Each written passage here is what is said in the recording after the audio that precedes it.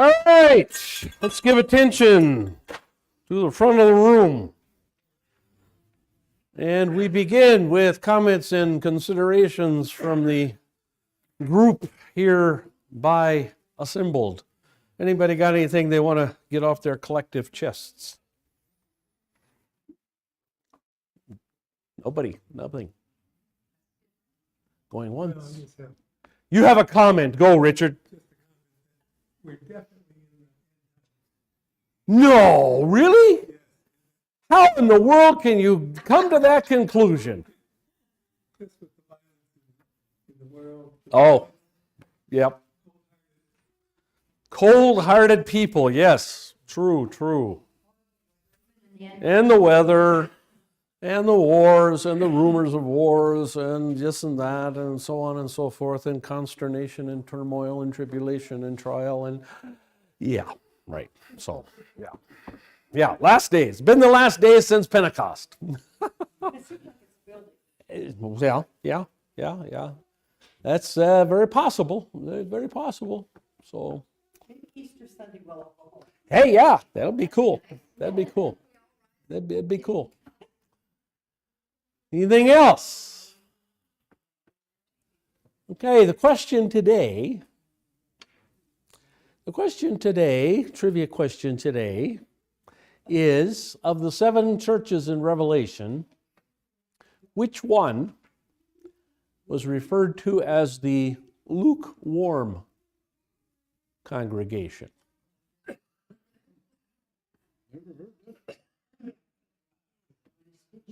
The wishy-washy. I'll spit you out of my mouth, Jesus says. Nope, that wasn't one of the 7. Nope. No, all the 7 are in Asia Minor. Okay? Yeah, all the 7 are in Asia Minor. Colossae is in Achaia or Greece. Anybody? Got an idea? Don't Google it. Don't Google it. No. No Googling. No Google. Oh, okay. Of the 7 churches, how many did Jesus criticize? 6. Okay. Of the 7 churches, how many did he compliment? Well, I had a little bit of compliment. 6. One church got no compliments, and one church got no criticisms of the 7. And so the lukewarm church is Laodicea, and y'all can remember that by lazy Laodicea. Lazy Laodicea. Okay. Yes. Thank you, Bruce. I appreciate your wisdom. Give you the name. It tells you about the lukewarm church. Oh, wow. Okay. All right. Okay. Let us continue then. Did I get everybody with papers? Yes, I did. So now we are in chapter 14. Now things start picking up a pace a little bit. And so now we get into the crossing of the Red Sea. We get into then pretty soon the water from the rock, and we get the quail and the manna and all that kind of stuff. So we're kind of getting in a little bit more familiar territory. That will continue until we get to Mount Sinai and the whole business with the 10 Commandments and the golden calf and all that kind of stuff, and so on and so forth. So getting to some very interesting things going on. So let's concentrate right now on chapter 14, and we'll read through the first 9 verses. Okay? So the first 9 verses go like this. Now, the Lord spoke to Moses, saying, "Tell the sons of Israel to turn back and camp before Pi-hahiroth, okay, between Migdol and the sea, and you shall camp in front of Baal, 2 syllables in that word, Baal, usually here at Baal, but it's Baal Zephon, opposite it by the sea. In other words, turn around and go back the way you came. Wander, look like you're lost. Look like you can't find whatever item it is in the grocery store and need to ask for directions. For Pharaoh will say of the sons of Israel, they are wandering aimlessly in the land, and the wilderness has shut them in. Thus I will harden Pharaoh's heart, and he will chase after them, and I will be honored through Pharaoh and all his army, and the Egyptians will know that I am the Lord. And they did so. When the king of Egypt was told that the people had fled, Pharaoh and his servants had a change of heart toward the people, and they said, "What is this we have done? We have let Israel go from serving us." So he made his chariot ready and took his people with him. He took 600 select chariots and all the other chariots of Egypt with officers over all of them. The Lord hardened the heart of Pharaoh, king of Egypt, and he chased after the sons of Israel as the sons of Israel were going out boldly. Then the Egyptians chased after them with the horses and chariots of Pharaoh, his horsemen, and his army, and they overtook them, camping by the sea beside Pi-hahiroth, in front of Baal Zephon. All right. So, God did it on purpose. He wants the Egyptians actually to chase after him. Notice when it talks about they had a change of heart, basically that means that they weren't at first bothered by the fact that they lost their workers. 5 million workers, of which at least 600,000 were able-bodied men. That we know that because that was the number of able-bodied men that they counted among the Israelites that could be soldiers. Okay, so the able-bodied men were 600,000. So that means the people, of course, were 4 or 5 million. And those 600,000 would also be the same ones who would be working in the mud pits and the gravel pits and quarry yards and that kind of thing. So this was not at first considered to be a horrible loss, okay, for whatever reason. But God kind of put in their minds the idea, hey, we've lost a lot of back-breaking workers. We've lost a lot of laborers, and so let's go get them. Let's go get them and bring them back. Now, of course, this being the case, their idea was not to go chase after them and kill them. Now, granted, in a battle of some kind, you would probably lose, a good number of people on both sides, but most likely they figured on Israel's side. But still, let's say you came back with 400,000. That's a nice manual labor group. Okay, so God was the one put it in their minds to go and fetch the Israelites. The location to our notes now. The location of the next encampment of the Israelites near Pi-hahiroth. I like that spelling better. It's a little easier to pronounce, and it's a little closer to the Egyptian. Between Migdon and Red Sea is also hard to pinpoint. What is clear is that the place was chosen to make Pharaoh think that the Israelites had lost their way. So what God of course knows geography better than anybody, and so God knew what it would take to trick the Egyptians into following after Israel. Indeed, this route seemed to defy all logic and reason, not to mention common sense. God brought the Israelites to a situation that was certainly desperate from a human point of view, certainly or truly a situation from which they could only be saved by a miracle. Let's see if I can find the right one here.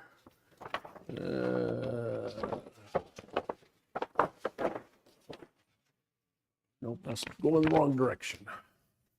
Go back this way. Okay, that's a little bit better. That's so from the land of Goshen area around near where the future treasure cities are going to be, kind of back and forth in this area here that is now where the Suez Canal is. And it was wilderness. It was a harsh area. It was an area of swamp. It was an area of bitter lakes, that is salt marshes and things like that. And so when Pharaoh, his spies or whomever, when they saw that this is what the Israelis are doing, the children of Israel, they figured, oh, these guys are easy pickings. We can go get them in an easy thing. How is this like the life of a believer?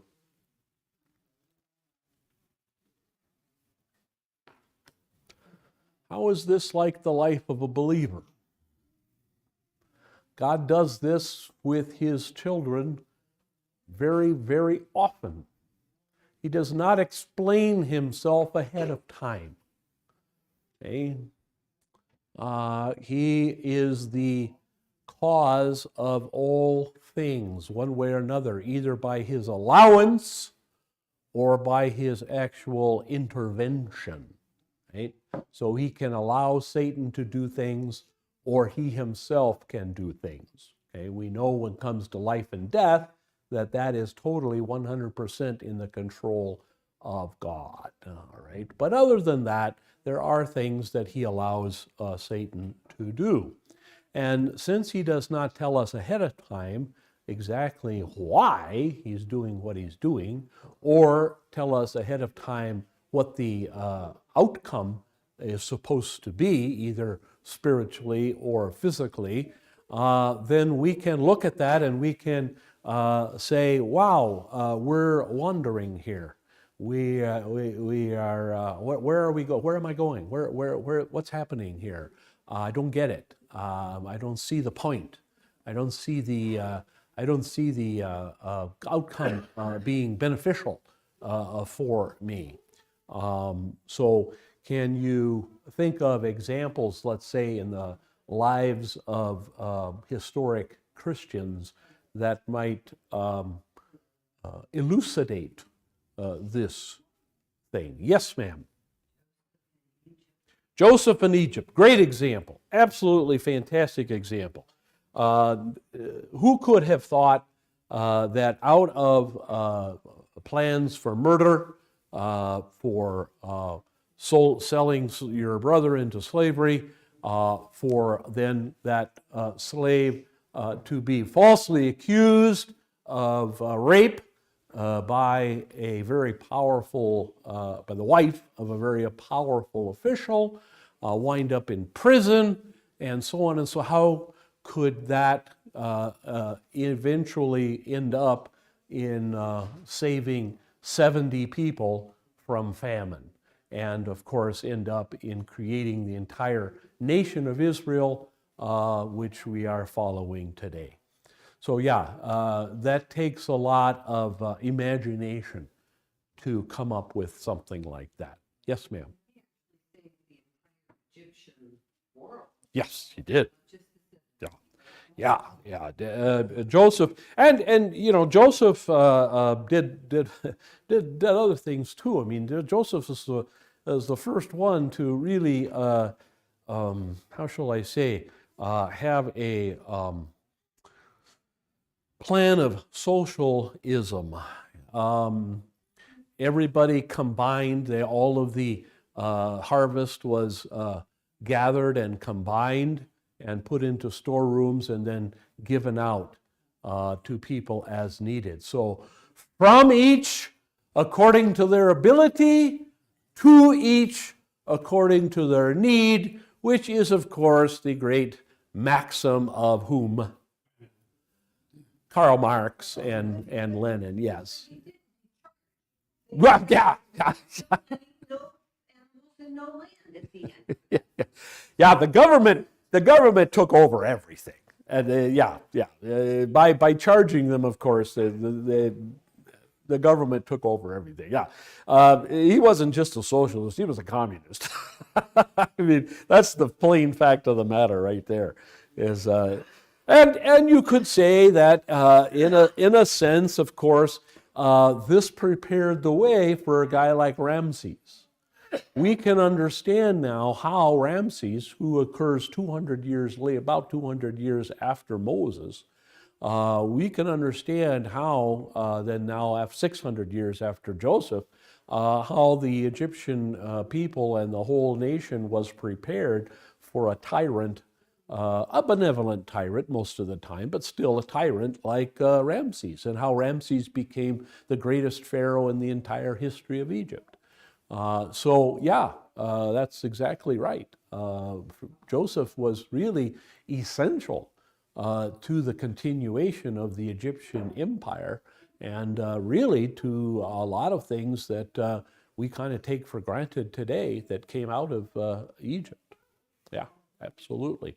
Another example from the Bible or from history, can you think of where it didn't look like it was going to turn out real well? It looked like things were pretty dark and dismal. It looked like God didn't know what he was doing, and then bingo, things come out quite well, actually.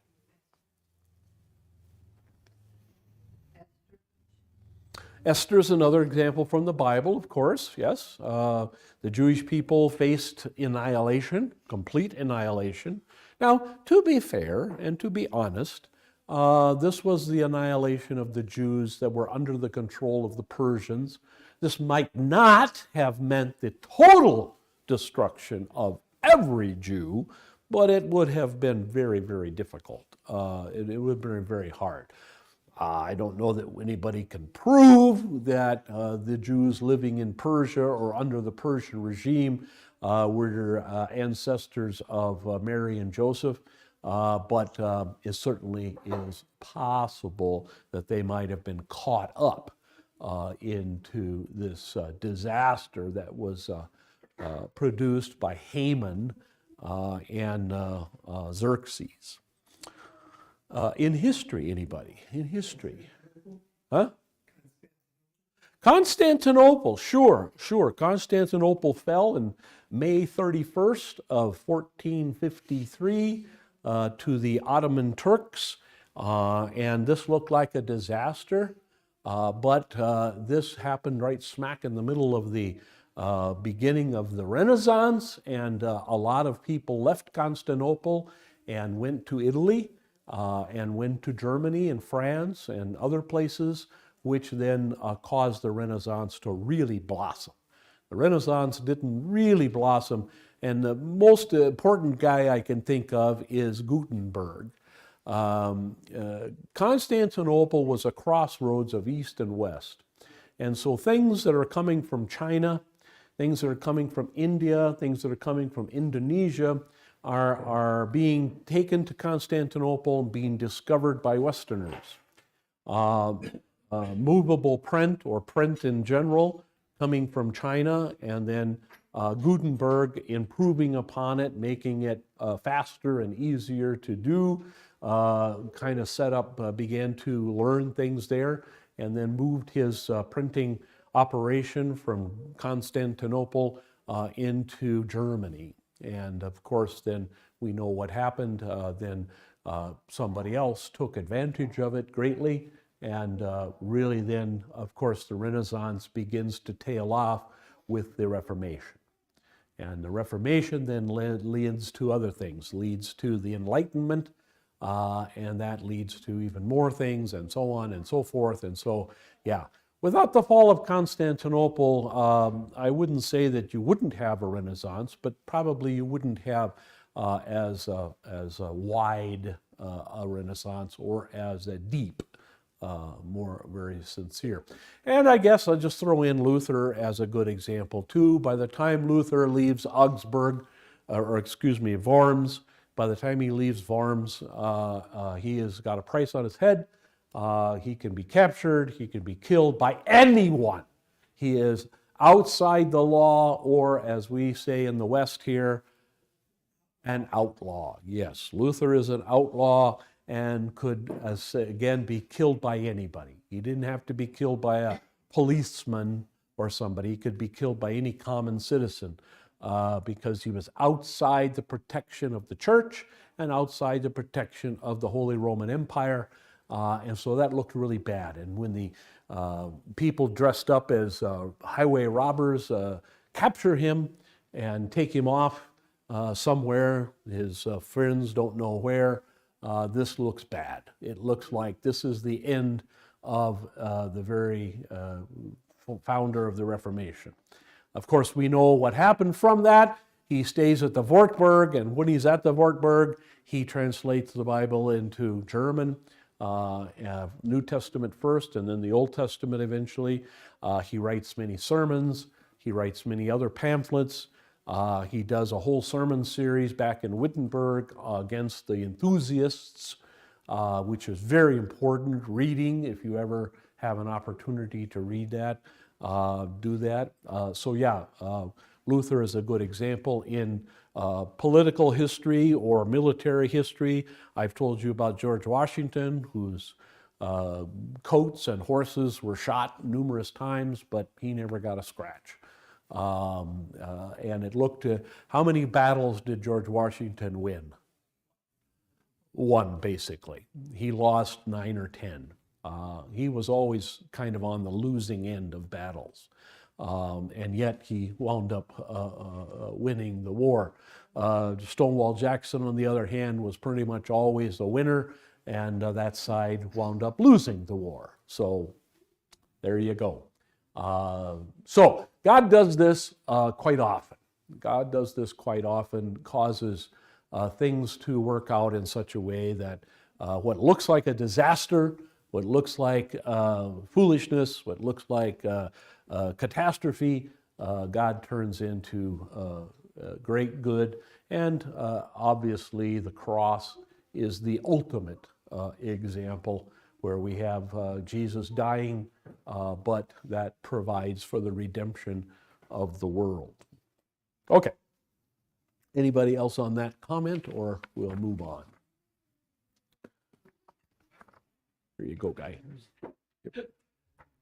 All right, we move. Down letter C, the purpose of the plan was threefold: to destroy the ability to follow and attack Israel for many decades to come, to demonstrate to Israel that the mode of their journey through the desert would be supernatural, and to show all future generations the power and glory of His wisdom and might. So God is going after some very good lessons here, okay? He does not want the Egyptians to be a thorn in the side of Israel for a couple hundred years at least. And this, of course, is going to happen because Egypt is going to be without an army for all intents and purposes for quite a while. And of course, the supernatural. How is the journey through the wilderness supernatural from here on? Yes? Right. Okay, good. Their shoes never wore out. Their clothes did not wear out, right? Food every day. They had food every day, right? Manna and quail and such. Had water every day. Anything else? Plank every day. That's not supernatural. That's not supernatural. That's not supernatural. Animals didn't eat them up. Okay, they had the pillar of fire, pillar of cloud. All right. God was always with him in that. Yes, and won many battles that they probably shouldn't have won or wouldn't have won in normal circumstances, and in everything else. And God is speaking directly to Moses and guiding them wherever they went. In the book of Numbers, you have a number of lists of places. Now, we don't know if those lists of places, and we will talk more about this as we go along, but we don't know if the list of places is complete. It might be, it might not be. We don't know how long they spent in each of these places. Some of them we know, others we don't. But God was the one guiding them. They would pick up stakes, so to speak, to move when God told them. They would put down stakes to stay when God told them. So that's supernatural. Okay, they're being are being guided to the exact spots to camp and such, and routes to take by God himself. That's supernatural. And then, of course, we have this whole incident for our own satisfaction, for our own comfort, for our own learning, training, as we face various things in our life. We can look back at this and we can say, well, if God can do that, if God can feed and clothe and take care of and guide 5 million people in the midst of a desert, he can certainly take care of me. Yeah, and my family and those around me and so on and so forth, right? Right, okay. Letter D, as far as Pharaoh and Egypt were concerned, it is safe to say that God's plan was extremely successful. It would be nearly 200 years before Egypt's next golden age. Again, that would be the time of Ramses. When they might have the ability to harass Israel, which they really didn't during that time, not till a little bit later, and that by that time God's people would be settled in the Promised Land. They had been living there for 150 years, and they would be pretty much able to defend themselves. So you would have to say, looking at the history of Egypt, after the disaster that's coming, that we're going to read about in a minute, after the disaster of the Red Sea and the destruction of the entire Egyptian military, they're not bugging anybody for a long time. They're not in the way of anyone. Yes, ma'am. Would that have been a great time for Greece or any of those places?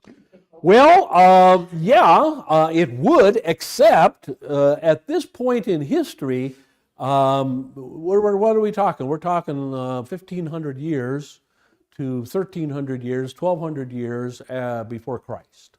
What's going on? That's an excellent point. What is going on in the rest of the world?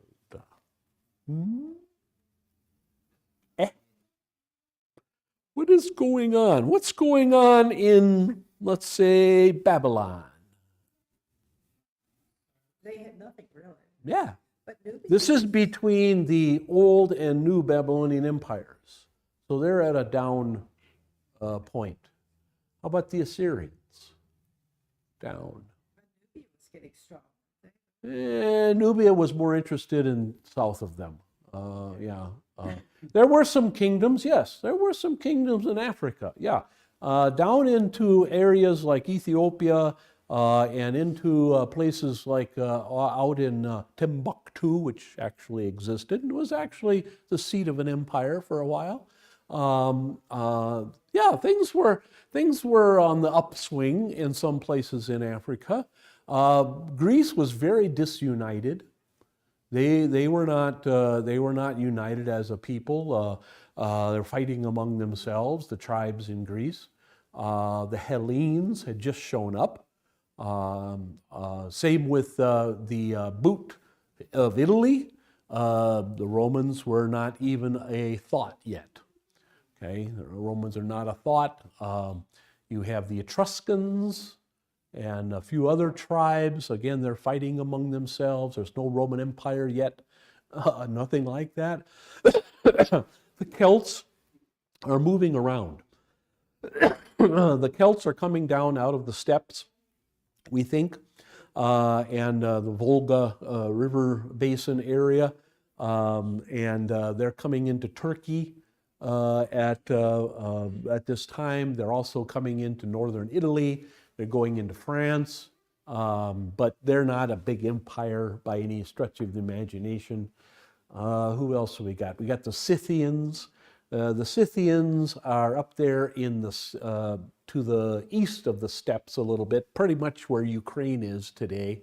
They're not an empire by any stretch of the imagination. So this is really a lull in many ways. Now, if you go all the way to India, you find some pretty good minor empires going. If you go all the way to China, you get some pretty impressive things going on at 1200, 1300 BC. But really, you don't start getting into big empires until after that. Ramses really brings about the first really major empire after the whole Exodus, Dead Sea thing going on. Okay. And then after that, then you have the Greeks kind of joining together, the Hittites, of course, joining together, and later on the Etruscans and what became the Romans and so on and so forth. When it came to the Israelites themselves, however, it would seem that our human reason that the Lord was less than totally successful. This is the tragedy of the book of Exodus and the whole Old Testament. Those who had seen God's miracles and experienced his merciful delivery did not accept him as their only true God and Lord.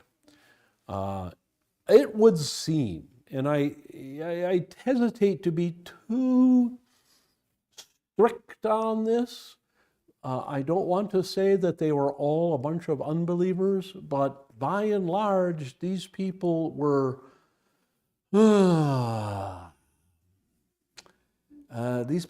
hypocrites.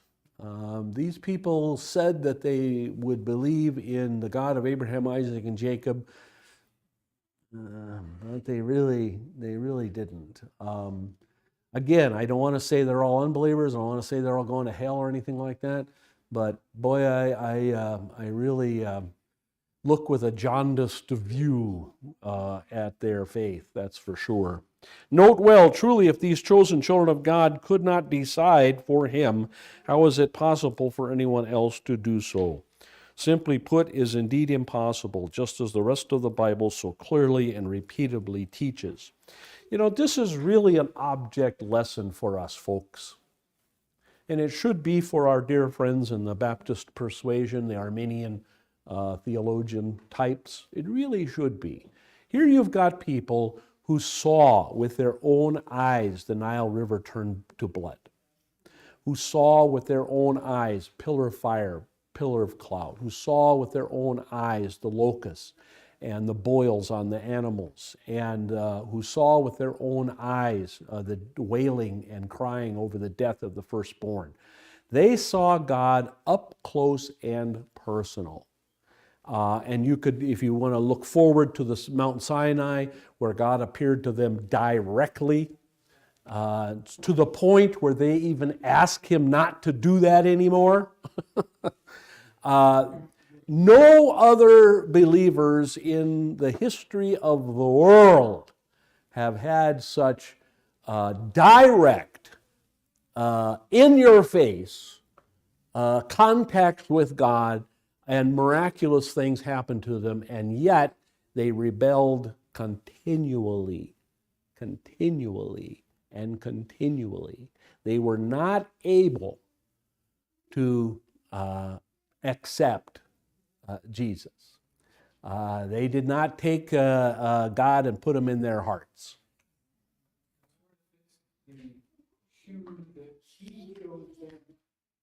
Exactly. And God makes this point through the prophets when it gets to be those prophet days. He makes that point so clear, so often, in Isaiah, in Jeremiah, in Ezekiel, in Daniel, over and over and over and over and over again. And it amazes me how my family members in the Baptist church and other people of the Armenian persuasion continue to put their faith in their own altar calls rather than God calling them first. It boggles the mind. It really does. The story of the Bible is so opposite decision theology, you could not, if you set out to write a book to condemn decision theology, you couldn't do a better job than the Bible itself. And yet, that is the most popular theology in our world today. It is the most popular form of Christianity. Assemblies of God, the Nazarenes, like I say, the Southern Baptists, the First Christians, over and over, more and more, and everybody, yeah, I made my decision for Jesus. I made that altar call. I know when I was saved. I was saved on August 3rd, 1965 at 4:18 in the morning. And that's what I rely on. I've heard it until I'm ready to puke my guts out from my family and others. But they hang on to it. This is their big thing. This is their big thing, okay? And then I completed my covenant by diving under the water, being pushed under the water, dragged under the water in some cases, and I did it. Me,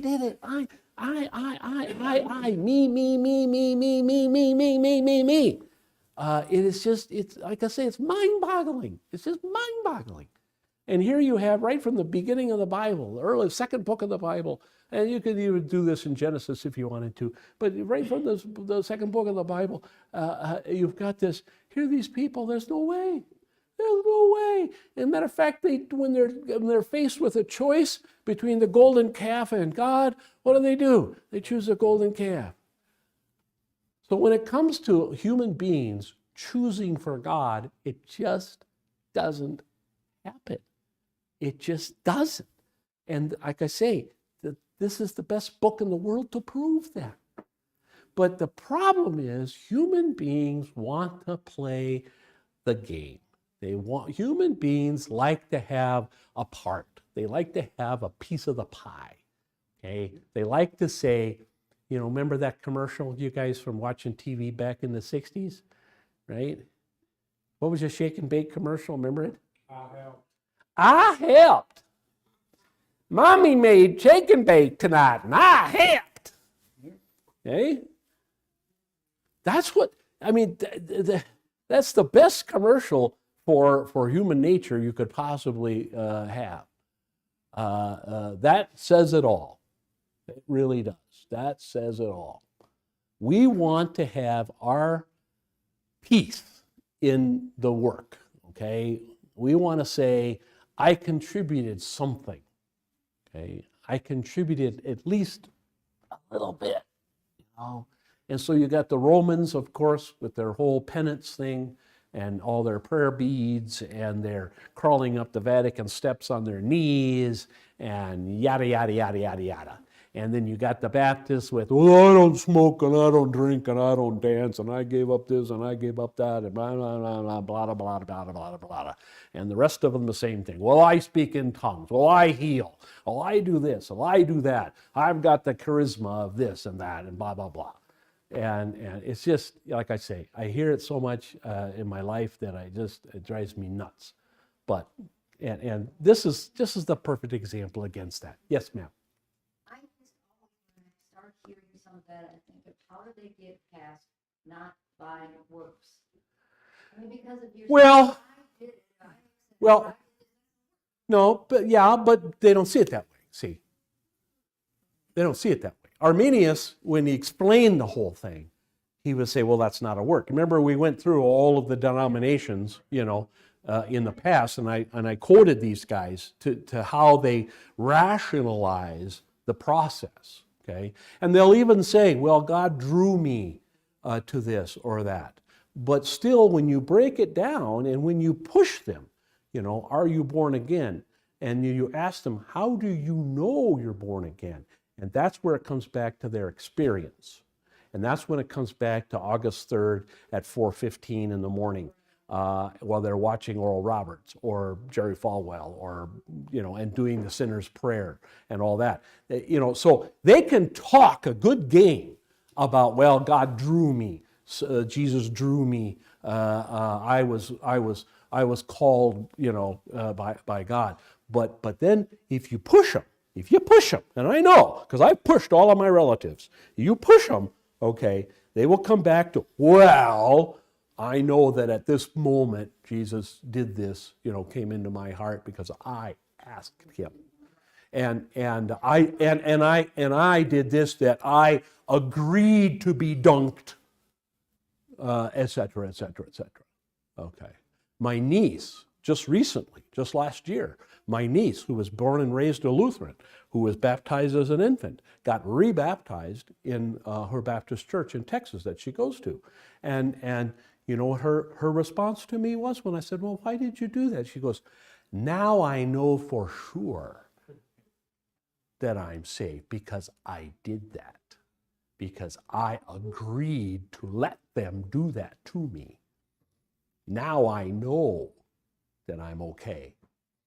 See, and another parochial school teacher, trained at Martin Luther College in New Ulm, okay, in Phoenix, knew her well, and she went and got rebaptized, and she said, before I got baptized again, I never really felt saved. Really? Now I feel saved. Okay? So you know, and Americans, more so than anybody else in the world, Americans are really prone to this feeling stuff. Because I mean, look where it's gone to it today. Well, I feel female even though I'm male. Well, I feel male even though I'm female. Well, I feel both. You know, how many? 73 genders now? Something like that, or 93? I forget how many. I can't number them. But you know, you ask them, well, why do you say that? Because that's how I feel. And you know, this is the issue. This is why this is why the Baptist Church never took off in England. Never took off in the Netherlands. Never took off in Belgium or Denmark or Sweden or Norway or any place. Or, like I said, England, Ireland, Scotland. Never took off. But boy, when it hit the shores of America, look out. Because why? Because think about it. What is the American experience? I did see your hand on it. I will get to you.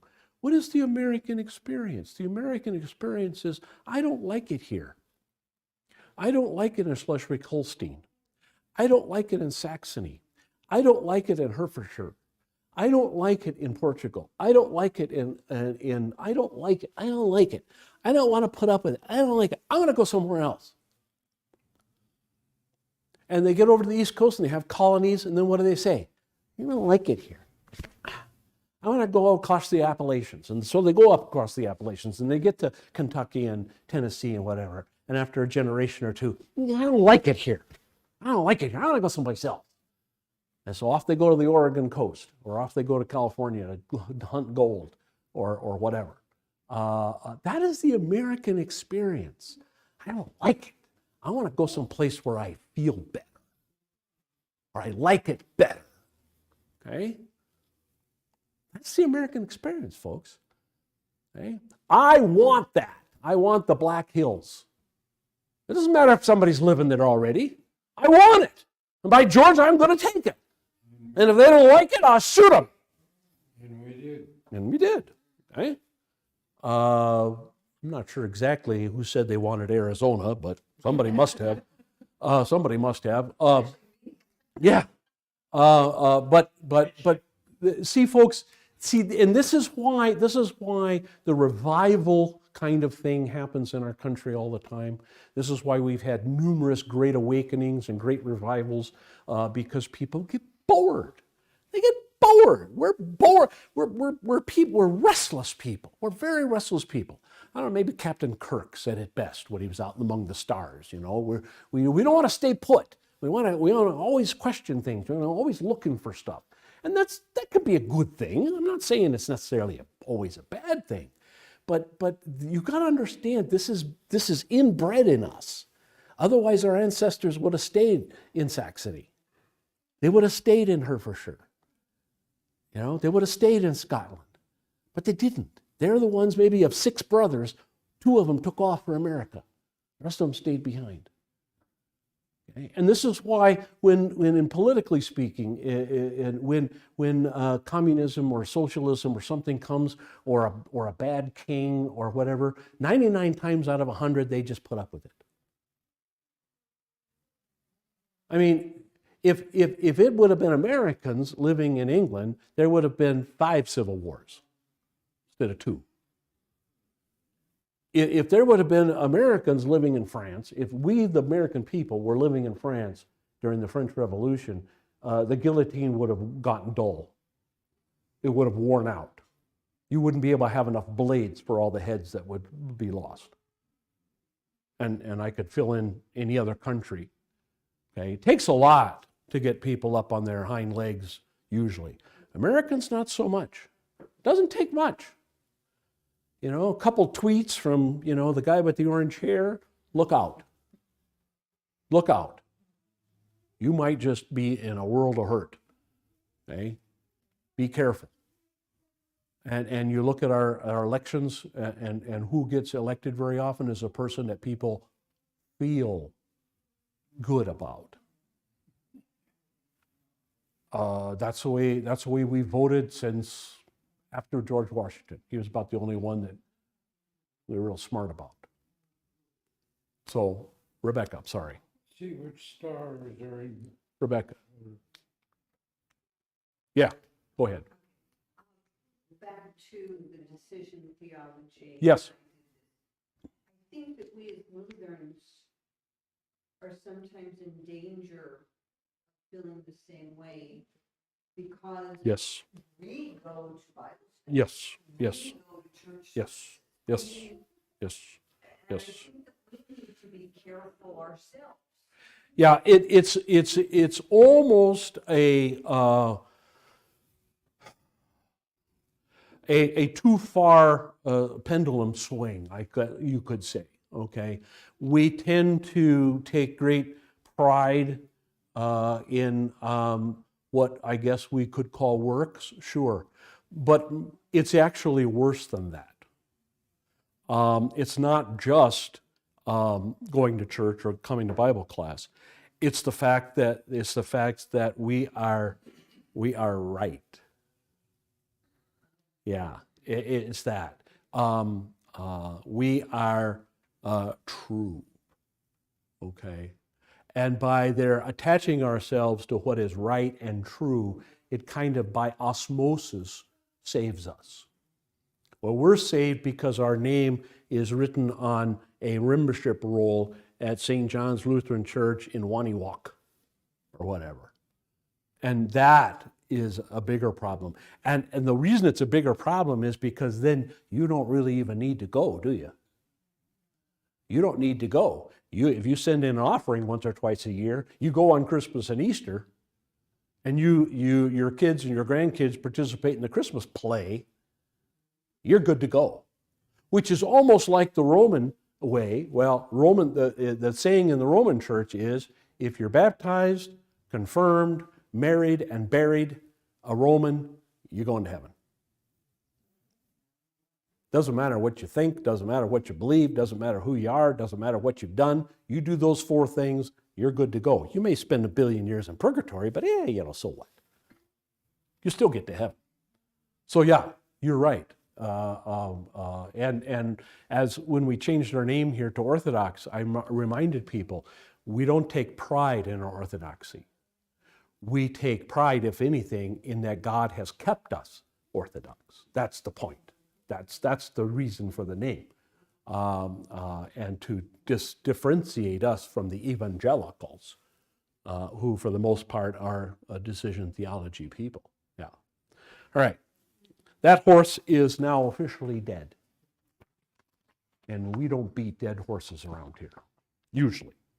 In regard to giving glory to God, what was about to happen has been talked about, commemorated, replayed, written about, and amazed countless generations down through the past 3,500 years.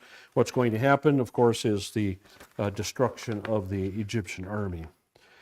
True, many today deny it ever happened, at least not in the way described here in the Bible, and that is sad. But millions of believers still praise and honor God's holy name for this great miracle. One of the things, besides the second most denied story, if you want to call it that, in the Bible, aside from creation. Creation, of course, is denied to the benefit or in place of evolution, of course. But the next most denied thing in the Bible is the Exodus. And it's always kind of interesting because even the Jews themselves would tell you today, there's Reform Jews, the vast majority of Jews in the world are not Orthodox, they're not Hasidic, they're not conservative. Okay? They would tell you that it doesn't matter whether the Exodus happened or not. Doesn't matter. Okay? The fact of the matter is that by whatever hook or crook, they managed to escape or get out of Egypt, and they managed to make their way somehow, some way, over to Palestine and eventually become a nation. Okay? So even they deny the Exodus, even though they celebrate the Passover every year. And even like my youngest daughter's best friend, who's Jewish, he goes to synagogue only on Rosh Hashanah, Yom Kippur. That's it. And he celebrates with his family, not every Sabbath, but only the Passover. That's it. That's his extent of Judaism. That's it. And I would say that's probably common in America. I would say the vast majority of American Jews are that way. They go to synagogue once in a long while, and that's it. And they maybe do a Passover once a year, and that's it. And that's all. And they don't keep kosher otherwise, in any way, shape, or form. So it's not important to them. The historicity of Exodus is not important to them. So they deny it. A lot of Christians deny it today. People call themselves Christians. The science archaeologists and what deny it, and so on, and so on, and so on.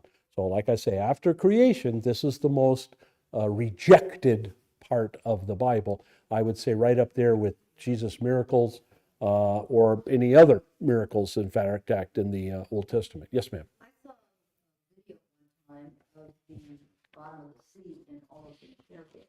Right. Yes. Yes.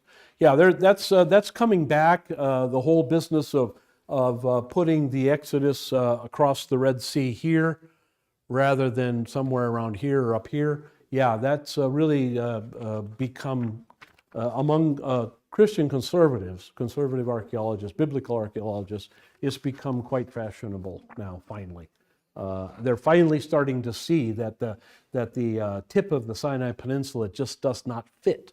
It doesn't fit the story as well as the Sinai being in Arabia, as Paul says. Then, if it's not from the Bible, it's not from God did, how come all those chariots at the bottom of the sea? Oh, I don't know. I've never heard an explanation other than they would just say, well, it was some other expedition that wound up there for whatever reason. Yeah. H, when Pharaoh was informed about the seemingly erratic way Israel had begun to wander around, he reacted exactly as God intended. Spiritually, he was beyond the point of return. Remember that he hardened his heart, and then finally God hardened his heart. And when God hardens their heart, that's the end of that story. His master, Satan, wanted to destroy him, both body and soul, and he, Pharaoh, cooperated wholeheartedly. Take me, devil, I'm yours. Pharaoh had indeed consented to Israel's departure, but only on the spur of the moment during the Passover night, and in light of the loss of his firstborn son. Now he had recovered from his disaster enough so that he thought he acted foolishly in letting the people of Israel go, and his officials agreed with him unanimously. While they too had lost the son of the Passover, it must have seemed to be a small price for the power and convenience of the slave labor they had enjoyed for hundreds of years. So in other words, even though they lost children, their firstborn, and many of them probably firstborn too, so lost their friends, brothers, co-workers, they must have thought, okay, not a bad deal. We go and get 500,000 good workers back. We can manage that. We can pull that off. Well, more than that, they had still no real understanding of the Lord, the one true God who had struck them 10 times with miraculous. They still couldn't figure who they were dealing with. Why would this be? Why would this be? Why would the Egyptians just not get it when it came to dealing directly with the great I Am, the Yahweh God? Yes? Well, besides that, I mean, the Philistines, all God had to do to chase away the Philistines in one battle was to rattle the clouds a little bit, make a big noise. They took off running. God did some pretty dramatic and drastic things to the Egyptians, and they didn't get it. Well, the only one that didn't get it was the ruling party, because the civilians weren't aware of all this stuff. It's just bad weather. Look at all these frogs. It's bad weather. Seriously, because there was Could no be. political alignment to the regular Egyptians. I mean, it was the All right, that's possible. The rank and file soldiers and everyone, they just got to follow orders, yeah. But still, the leaders should have known better. And I think the reason is, look at their gods.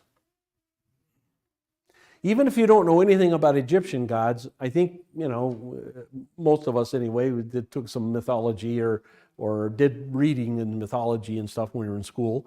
And compare those. And the Greek and Roman gods that we're familiar with, that we read about, they are no better, no worse than the Egyptian gods.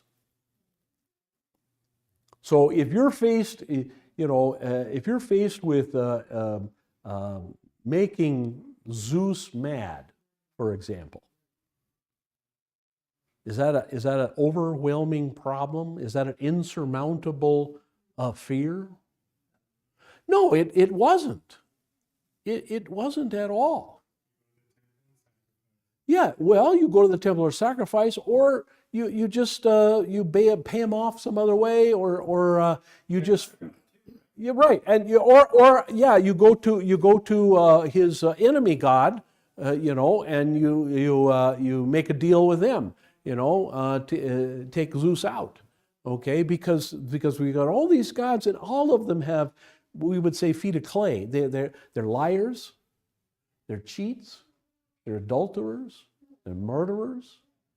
They're no different than human beings. I mean, if you really read the Greek and Roman legends of the gods and investigate the Egyptian gods or the Hittite gods or the Persian gods or the Babylonian gods or the Philistine gods or you name it, you fill in the blank. Any of the other Celtic gods, Druid gods, fill in any blank. You look at the Norse gods, right? Thor, Odin, and all. You look at their stories, and their stories are just full of, like I say, lies, deceit, cheating, murdering, nasty adultery stuff. I mean, they're a human with superpowers is all, okay, of whatever kind. And so that's not real scary. They can be bought off. They can be fooled. They can be tricked. They can be countered by other gods, okay? So that's why I think the Egyptian leadership just really could not conceive this God is something completely different. Yes, Terry? It just came to me now because I couldn't understand. Yeah. Do you think that if he thought that he could take them over with his army, he would get their God? Could be two, yes. Could be two, yes. Because this was a common motif in going to war. Sometimes you would go to war against another country wanting to capture that country's God. Yeah. Because the idea was if that country lost the battle, then their God could be, because it was a thing. I mean, it was a statue. It was, whatever. You could capture that and you could take it home and that God would then be under your power. Yeah. I mean, going after them with their full force had to have meaningful. Well, yeah, and this looked like easy pickings. Yeah. I mean, again, the Israelis or the children of Israel, again, they went out in military alignment. Joshua and Moses being a general in the Egyptian army, he knew this was the best way to travel. All right, and the most efficient way to travel. And so he got them in a military array, as the Bible says. But we're still talking about green recruits first week in boot camp. All right? it reminds me of the battle during the war between the states. Forget where exactly it was, but there was a battle near VMI, Virginia Military Institute, and you remember it? What was it? Market something? Market Square? Market? I can't remember. But anyway, the Confederates were down, in numbers at that particular point, and needed fresh troops of some kind. And they recruited cadets at these as young as 12, 13, 14-year-old boys at VMI to attack the Union lines. And when I forget the general's name, but the Union general saw that these boys were attacking, he was hesitant. He was very hesitant. He said, "I don't want to. This is like shooting fish in a barrel. I don't want to be killing these." But give the Reb cadets credit. They attacked and they actually accounted for themselves pretty well. They did a pretty good job of taking on the Yanks and shocked the Yanks to death. What is this? But yeah. So they thought this was going to be an easy pickings, and so they said, well, this is not going to be a big fight. This is not going to be a problem. And we got all these chariots. And they talk about two kinds of chariots. I don't know if I mentioned this here. Yeah, well, let's keep going here. We got a few minutes. Letter L. So the Egyptian army was mobilized, and Pharaoh ordered the preparation of 600 of his best chariots and untold numbers of others. So there are two kinds of chariots at this point in history in most nations, and most nations don't even have two kinds. But Egyptians had two kinds. We know this because we found them, records of them and stuff like this. There is the you would say maybe one horse or two horse chariot, right? One man usually in there, or at the very most two. All right, and the second guy was kind of in a precarious position in these smaller chariots. You had the driver, okay, and this guy was like on a back, like a little platform at the back. Just his heels were probably hanging off the chariot, and he either had a javelin or a bow and arrow. Okay, then there was the three-man chariot, or sometimes even four-man chariot, and that would have 3 or 4 horses. And those are sometimes referred to in the Bible as war chariots.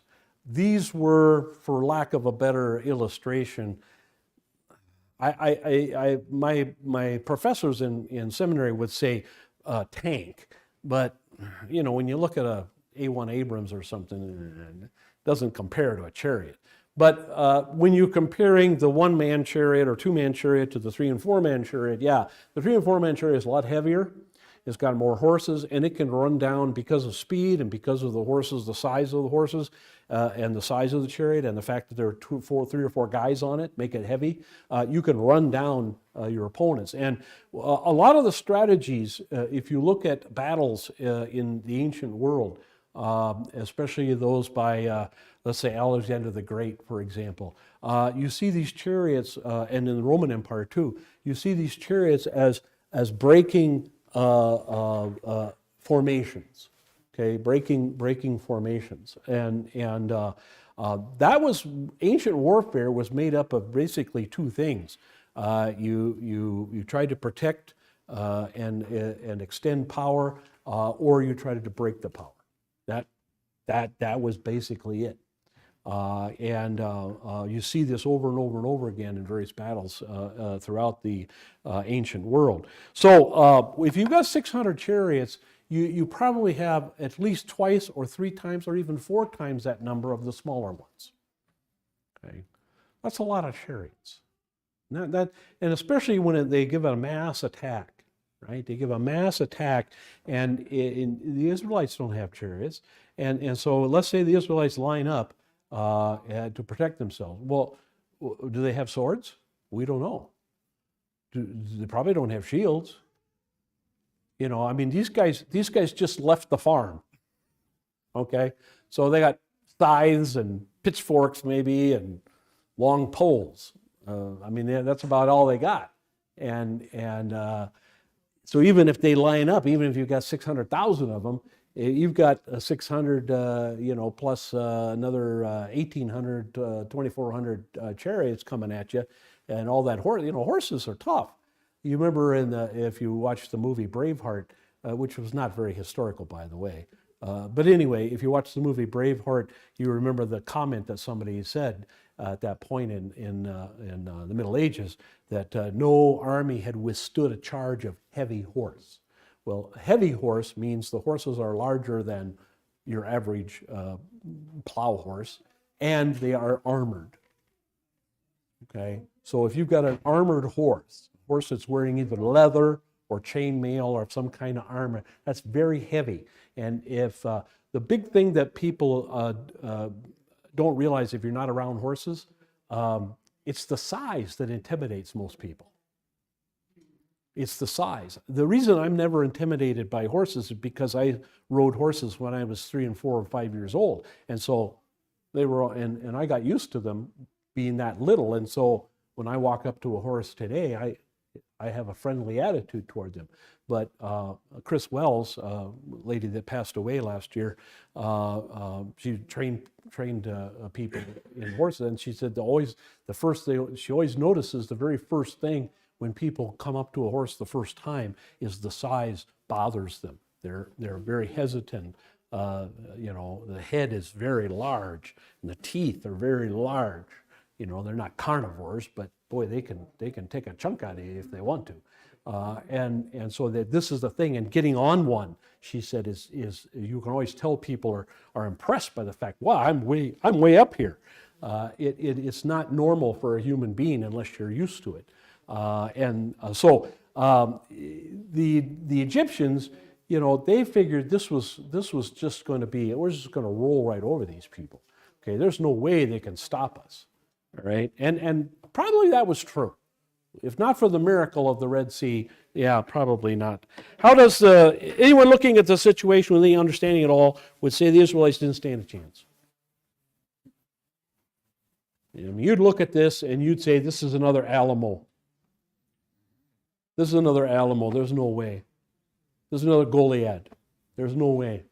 Okay, there's no way that these guys are going to be able to hold. This is a Bataan. This is Wake Island, Midway Island, whatever.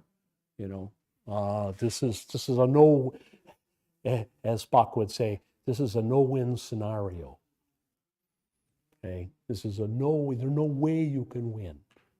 Right. Last question: how does this compare to the situations Bible-believing Christians often find themselves in today? I think what somebody said about what Richard said about the last world or the last days coming and whatever, I think this is very analogous to our day today. We're the Israelites, the world is the Egyptians. And you look at the situation and you say, there's no way we can survive. As you know, churches are closing left and right. Seminaries are empty for the most part. Colleges, Bible colleges are emptied out. Churches vacant, pulpits. We have in our little church body over 250 vacant vacancies. The Missouri Synod has like 800 or 900 vacancies, and a lot of those churches have just given up. They're not even calling for a pastor anymore because they've been turned down 15 times or 20 times. Nobody's interested in going. Rural churches are closing left and right or being amalgamated into quadruple parishes and quintuple parishes and so on and so forth. We have little revivals going on from time to time and place to place, but compared to the sheer number of not only unbelievers, but their power in the media, especially. I watched a report the other night that they were talking about the Republican Party, for example, and they were saying that Republican Party, the leadership in the party has now decided, this was a pretty well established political guru who knew people in the higher parts of the party, and said the party has basically decided they're not going to fight about the homosexual issue anymore. It's off the table. They're not gonna go after it. You may have remembered 4 years ago or three years ago at the Republican convention, you may remember that right before Donald Trump spoke, a gay man of the log cabin Republicans spoke and got a standing ovation in the Republican Party. Trump himself doesn't care. DeSantis, whether he cares or not, I don't know. He seems to, but whether he's going to continue with that, I don't know. Even people like Sarah Huckabee and other Christians have decided this is not the hill to die on. And so, folks, as I've said already numerous times, this is the hill. This is the hill that a lot of us will die on. Because this is the point where we will be seen as bigoted and prejudiced, and this is where we will be seen as not conducive to civilized society. This will be the line in the sand. Yes. But you will notice also that a lot of the small mom and pops are fighting these battles in board. They're not giving up yet. No, they're not. But I mean, IBM, Microsoft, Apple, huge corporations, employing 500,000 people, they're all woke now. Mom and pops, compared to them, are dropping a bucket. So you want to work for Apple, you better be woke. I mean, they're tackling school boards, universities on Yep. their own, because they don't have anybody to help. No, they don't. So yeah, this is a similar type situation I think we're up against at this point. God will have to do something. I don't know what. I have no idea what, but God will have to step in and do something if we're going to have a chance to survive. Or come back. I mean, one or the other. Just have one last comment about God, Uh-huh. or God rather, is all the changes in climate today with the rain and the Yeah, floods yeah, and yeah, everything. yeah. You don't attribute to God. Yeah, yeah. People attribute it to climate Yeah, change. yeah. They ought to attribute to God. Yes, they ought to, right? All right, let's close. May the grace of our Lord and Savior Jesus Christ, the love of God the Father, and the fellowship of the Holy Spirit be and abide with us all,